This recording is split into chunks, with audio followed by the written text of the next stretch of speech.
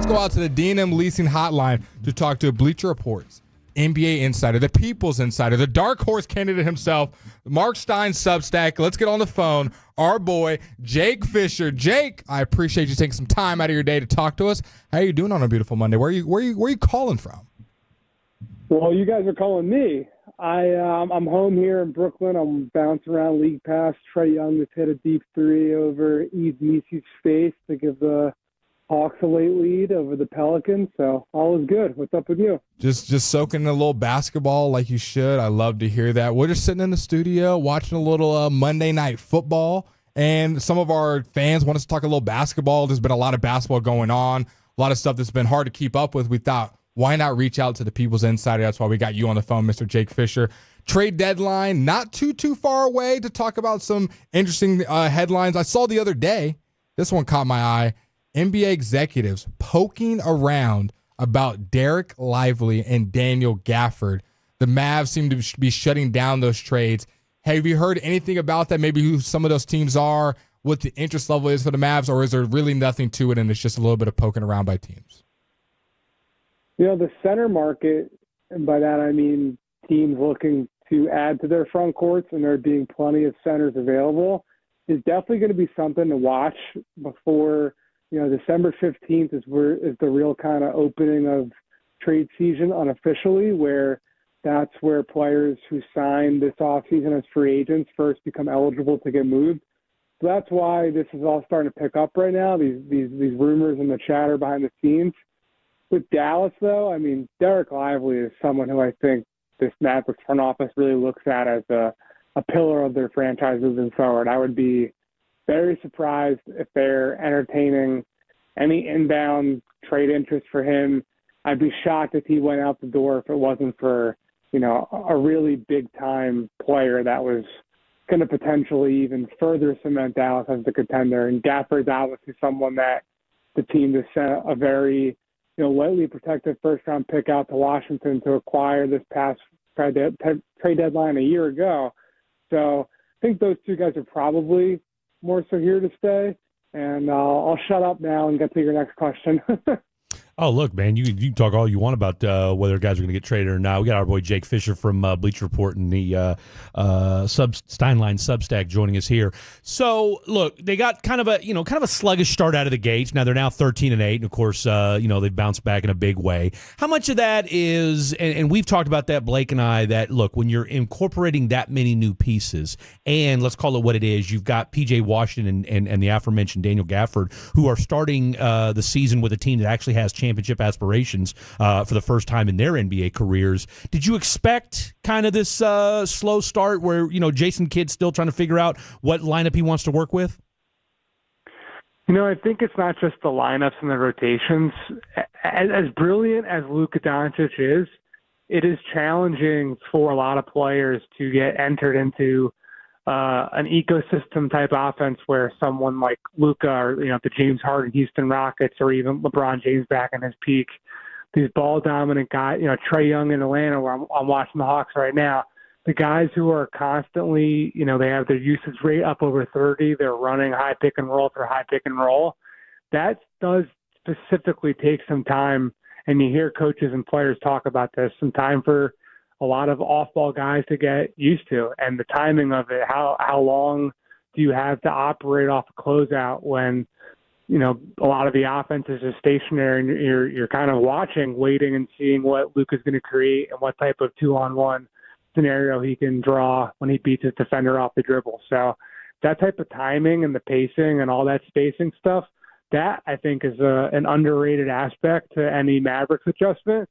I don't necessarily think it's so surprising a lot of guys found a bit of their footing when he went out of the lineup. That's not to say he's not incredible and the real lifeblood of this offense and the biggest reason why the Mavs got to the finals last year, but that is a real reality.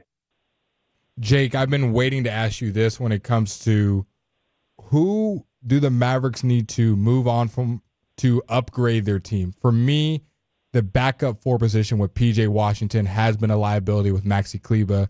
Do you agree with that sentiment, or is there another position on the Dallas Mavericks? We always know Nico Harrison is cooking something up. Where do you see the Mavericks being able to improve even further with their already deep team, or do you think they stay pat? Yeah, I talked to Nico this summer for a story I did on a former Nike rep that he worked with.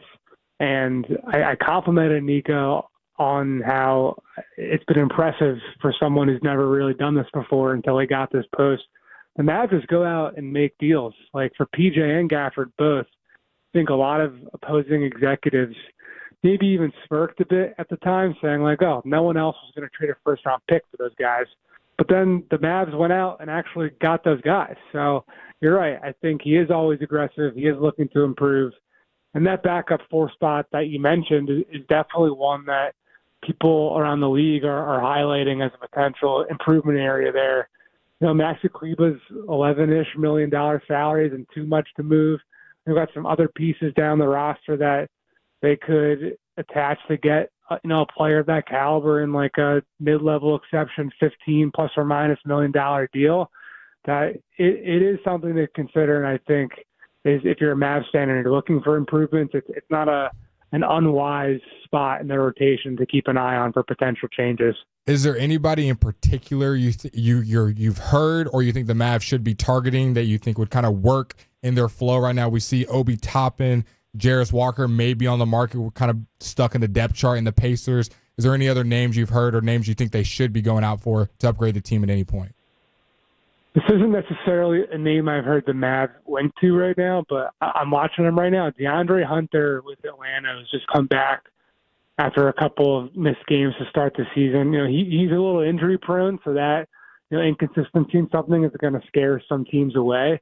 But when he's healthy, I mean, the dude helped Virginia, compete for a national championship. He was a number 4 pick in the draft for a reason. He was Atlanta's second best player when they made the conference finals in 2021 before injuries have kind of derailed him a bit here. He's looking pretty strong and back to full form, and someone that I know also missed a little bit of time more so this season due to a birth of his child as opposed to injury stuff. So maybe there's an opportunity there. He's someone that I know Atlanta is going to be looking at his market to move him in the coming months. Hey, real quick, how much you worried about this plantar fasciitis with Klay Thompson? It's one of those deals, and we talked about this last week, where it can be something simple, a little rest and relaxation takes care of it, or in the case of a guy like a Matt Schaub, he was never quite the same again after his. Where are we at with Klay Thompson? I don't know specifics on the actual severity of the injury, but just that injury compared to Klay Thompson's style of play, where he's obviously moving a ton off the ball and is very famous for scoring without really putting the ball on the floor, that requires a ton of mileage, running around screens. I mean, obviously, as we talked about at the top of this, there's a little bit less of that when you're playing alongside Luka, but that is his bread and butter. So you have to wonder, as he continues to battle just age in general, how that could be a thing to monitor moving forward. So yeah, I don't know the specifics, and I'm not a doctor, but the injury type and how he plays, it's something not to be worried about, but definitely have it on your radar and monitor. No, you certainly can. All right, so we talked a little bit about the Dallas Mavs. Let's talk a little bit about the team that's just a few hours south of us that I think have probably taken some folks by surprise. I mean, look, they're 15-6 right now, and they've been playing really good basketball. And I'm talking about the Houston Rockets. They've got pieces for days. There's no way they're going to be able to pay everybody when it's all said and done. I mean, Sengun's been paid, Jalen Green's been paid, but they've got so many different pieces, and they've drafted really well. What do you think Raphael Stone's going to do, or what have you heard as far as what moves they might make at the trade deadline? Yeah, they're very deep. They've got a ton of draft picks to move. They just got back their own picks from Brooklyn in an offseason deal that the Nets ended up, moving Mikal Bridges to New York, and they wanted to get back their own selections from Houston and they basically paid Houston an extra first to control their own assets moving forward. So they've got that in the war chest draft compensation-wise, and they've got a ton of young players. You mentioned how well they've drafted. Cam Whitmore was a first-round pick a year ago who was their 6th man, but now Tari Eason's back. Amen Thompson has really become just a lethal defensive, player of the year candidate, honestly, right now. And he's found a lot of synergy with their guards cutting along the baseline. So because Cam Whitmore and some of their salary that they have on their books, but just particularly for movement. Jock Landale, the reserve center, has a very movable deal. people have put them in the conversation for Giannis, and Jimmy Butler is a Texas native, but I don't know. Right now, I think it's the Rockets are still exercising patience to me.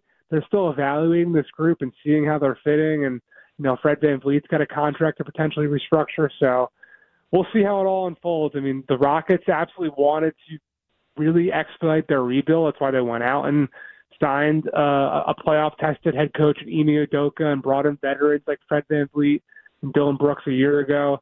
So they're building something down there, and you're right. They're ripe to improve it. We'll just see exactly what direction they end up deciding to push those chips in for. I think it's too early. I don't think they had that idea yet either. Jake, we'll get you out of here on this one. You are the People's Insider. Give our fans, if you got any little nuggets of what you're hearing around the league, any trade rumors, just around the league that you think we should be paying attention to, or any kind of where there's smoke, there might be fire. I wrote about it last Friday for the Stein line on Substack. Dallas people are certainly familiar with the Hall of Famer Mark Stein and all his work there, so I've joined him there.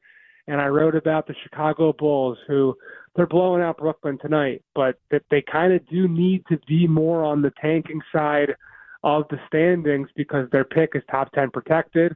And this team, as much as they are floating around 500 and right back in that perennial play-in push that they always have, doesn't exactly behoove them to lose a top 10 pick where they don't have a proven all-star on this roster outside of Zach LaVine, who's got a pretty tough contract in his own right. So LaVine, who they've been looking to move at last couple of years, Nikola Vucevic, the veteran center, is back to having a career year from shooting from distance. He's got Lonzo Ball back from injury.